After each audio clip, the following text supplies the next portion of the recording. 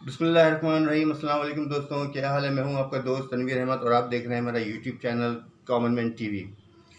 दोस्तों, सोच रहा था मैं कुछ आपसे लाइटर मूड में बात करूं, कुछ हल्की फुल्की मजाक की बात करूं, कुछ अपने दिल की सुनाऊं, कुछ आपसे सुनूं।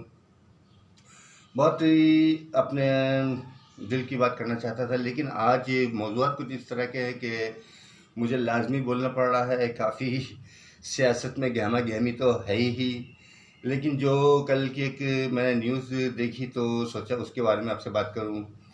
लाहौर में डीजे भट्ट को गिरफ्तार कर लिया गया है और डीजे भट्ट की गिरफ्तारी के बाद जो एफआईआर आई है सामने, उस एफआईआर के मंदरजात ये हैं कि एक दुकान से लाउड म्यूज़िक बज रहा था, पुलिस वाला वहाँ से गुज़र रहा था, उसको किसी ने शिकायत की तो वो वहाँ पर गया अंदर कमरे में, तो वहाँ पे बहुत तेज़ आवाज़ में म्यूज़िक बज रहा था। मालूम हुआ ये डीजे है। उसको फिर कमरे की तलाशी ली गई तो उसमें से एक अदद बंदूक भी बरामद हुई। बंदूक और लाउड म्यूज़िक जिससे अवामुन्नास को तकलीफ़ हो रही थी, उनके कानों को नागवार गुजर रहा था। इसके जुर्म में डीजे भट्ट को गिरफ्तार कर लिया गया है। दोस्तों, ये वही वही डीजे भट्ट है जो कि इमरान खान के 126 दिन के धरने में 126 दिन तक आवाम को मौसीकी और इमरान खान के खिताबात से नवाजता रहा है, उसके गानों से आवाम का लहू गरमाता रहा है। और जिसको इमरान खान ने अपना टाइगर डिक्लेयर किया था, जिसको इमरान खान ने कहा था कि ये सबसे ज़्यादा मेरा वफ़ादार है, जिसने पुलिस की शैली भी बर्दाश्त की, जिसने नामसाइल हालात के बावजूद भी ये अपने जगह से हिला तक नहीं। और इसकी मेरे धरने की कामयाबी जो है वो डीजे भट्ट की मरहून मिन्नत है। ये वही डीजे भट्ट है जो इमरान खान के लिए बहुत ज़्यादा कारामद था, और आज वही डीजे भट्ट जिसको धरने या किसी जुलूस की कामयाबी समझा जा रहा था, उसको गिरफ्तार कर लिया गया है और इंतहाई भोंड किस्म की एफआईआर काटी गई है। डीजे भट्ट जैसे और म्यूजिशियन भी होंगे लाहौर शहर में, कोई ऐसे मसला नहीं है, इंतजाम हो जाएंगे। लेकिन इस ओछी हरकत पर, लेकिन इस बेकार सी हरकत पर हम क्या कहें। हम कुछ नहीं कह सकते, क्योंकि इमरान खान की बात है, वो जाने, उनका मिजाज जाने। हमारा एक दोस्त है, वो बड़ी अजीब सी बात करता है, आपसे शेयर कर दूं, हो सकता है आपको पसंद है। उसका कहना यह है कि हिंदुओं का भगवान और पीटीआई का कप्तान एक जैसे लगते हैं, क्योंकि न वो सुनता है न ये सुनता है, न वो कुछ करता है न ये कुछ करता है। इसलिए मैं आपसे यही कहूँगा कि ये मेरा दोस्त का कहना है, उसकी जब भी मुझसे बात होती है वो ये मिसाल ज़रूर देता है और मैं उसकी बात पर सिर्फ हंसता हूँ और कुछ कर नहीं सकता, ना कुछ कह सकता हूँ। क्योंकि इमरान खान साहब जब इक़्तिदार में नहीं आए थे तो जैसे उन्होंने कहा था कि मैं आईएमएफ नहीं जाऊंगा, मैं कर्जा नहीं लूँगा, मैं कशकोल तोड़ दूंगा, मैं किसी सूरत भी पाकिस्तानी अवाम को ज़लील और रुस्वा नहीं करूंगा, मैं मायूस नहीं करूंगा, और मुझे शर्म आएगी और पाकिस्तानी अवाम को मेरी वजह से शर्म आएगी जब मैं आईएमएफ जाऊंगा मांगने के लिए पाकिस्तान के लिए। लेकिन कल उन्होंने एतराफ़ किया है, एतराफ़ जुर्म कहते हैं उसको। कल उन्होंने एतराफ़ किया है कि हमारे आईएमएफ देर से जाने से पाकिस्तान को बहुत नुकसान हुआ है। यानी कि उन्होंने एतराफ़ किया है कि जो आईएमएफ वो 1 साल बाद गए हैं, वो पहले चले जाते तो ये नुकसान नहीं होता। ये आने वाले दिनों में नैब इसकी कार्रवाई करेगा, आने वाले दिनों में मामला इसके आएंगे अदालत के सामने, तो फिर सारी बात वाज़ेह हो जाएगी। लेकिन एतराफ़ ये बहुत बड़ी बात है, एतराफ़ कर लिया है, बहुत बड़ी बात है। इसी तरह से उन्होंने बहुत सारे इदारों में इस्लाहात के लिए जो बात की थी, इस्लाहात तो उन्होंने नहीं किए, अपने 2-2.5 साल गुजार दिए, और जो इस्लाहात वो आज कर रहे हैं, उन्होंने ख़ुद ये बात कही है कि यही इस्लाहात अगर मैं आते के साथ ही शुरू दिन में कर लेता तो ये हालात ना होते और हम काफ़ी नुकसान से बच जाते हैं। दोस्तों, बात चली थी डीजे भट्ट से, तो मैं यही कहूँगा कि काफ़ी इमरान खान की जो इस डीजे भट्ट की गिरफ्तारी है उससे मुताल्लिक़ मैं ये कहूँगा कि इमरान खान का झगड़ा है, इमरान खान की लड़ाई है इन लाइट वालों से, टेंट वालों से और गाने बजाने वालों से, म्यूज़िक वालों से। और नवाज़ शरीफ जो इनका दुश्मन है, बहुत ज़बरदस्त दुश्मन मिला है, उसकी लड़ाई है इमरान खान को लाने वालों से, यानी कि इमरान खान से जो ऊपर है उनसे लड़ाई है।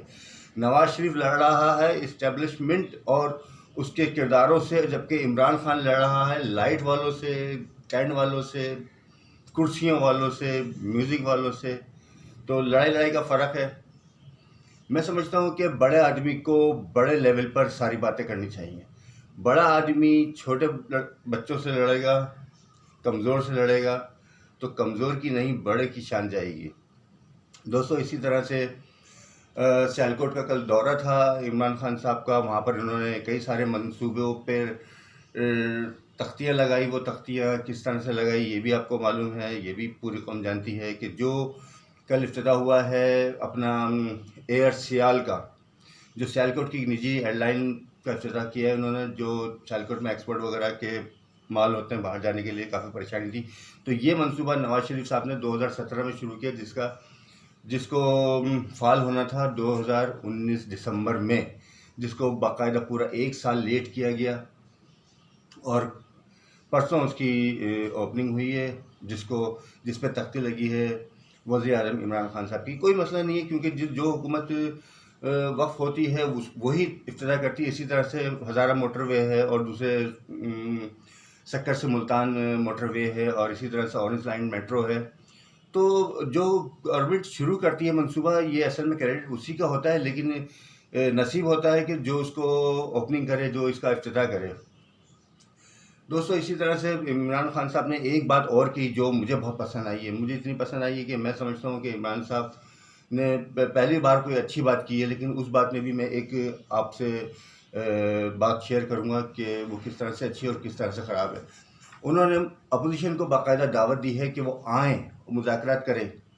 इससे पहले वाले व्लॉग में मैंने कहा था कि इमरान साहब को दिल बड़ा करना चाहिए और मुज़ाकरात की दावत देनी चाहिए।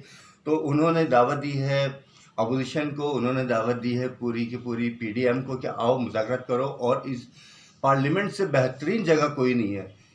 दोस्तों, ये वही पार्लियामेंट है जिसको इमरान खान साहब ने कई बार नालत भेजी है, और इनके वज़ीर रेलवे शेख रशीद ने तो दसियों बार लानत भेजी है उसी जलसे में जिसमें इमरान खान साहब ने लानत भेजी है।